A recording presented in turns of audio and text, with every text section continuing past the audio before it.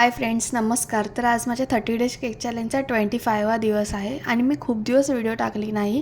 कारण काय ना, मला व्हिडिओ टाकायला टाईमच नाही भेटत आहे. मला केकच्या ऑर्डर कंटिन्यूज आहेत आणि परत मी चॉकलेट मोदकही बनवते, तर त्याच्याही ऑर्डर्स खूप आहेत.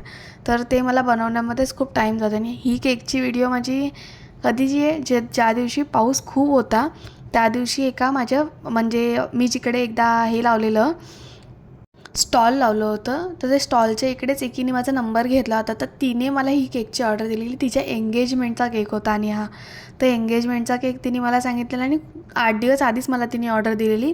आणि अचानक खूप पाऊस होता, तर मला टेन्शन आलेलं की भाई हा केकची ऑर्डर तर कॅन्सल तर नाही करणार ना ती. तर मग मी तिला एकदा लास्टला कन्फर्मेशन विचारलं की तू केकची ऑर्डर कॅन्सल नाही करणार आहेस ना. तर ती बोलली नाही, नक्कीच आहे माझा केक, तुला मला संध्याकाळी 4 वाजेपर्यंत माझ्या वेन्यूवरती आणून देशील का. आणि माझ्या घराच्या जवळच होतं. तर मग मी नाही गेली कारण खूप पाऊस होता. तर माझं वर्क फ्रॉम होम होतं, ऑफिसला नव्हते गेले मी आज. त्या दिवशी माझं वर्क फ्रॉम होम होतं केकचं. तर मग मी केक केला पूर्ण आणि माझ्या भावाला सांगितलं की तू जाऊन देऊन येशील का. तर त्याने दिला. खूप पावसामुळे मला तर खूप टेन्शन होतं की केक बरोबर जाईल की नाही.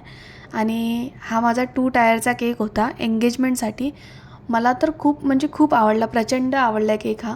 म्हणजे जसा मला वाटला होता ना, मी तिला एक फोटो 2-3 पाठवलेले. तिने जो चॉईस केला होता ना, सेम तसाच केक बनला होता, जसा मला पाहिजे होता तसा. आणि खूप मस्त वाटत होतं मला हा केक बनवल्यानंतरला. मी रात्री 2 वाजेपर्यंत हा पूर्ण केक केला होता आणि त्याच्यानंतरला डेकोरेशनही सकाळी मी 5 वाजता उठून केलं होतं पूर्ण.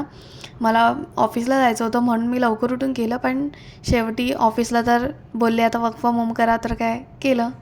आणि हा केक कसा वाटतो आहे मला कमेंटमध्ये नक्की सांगा. तिलाही खूप आवडला केक.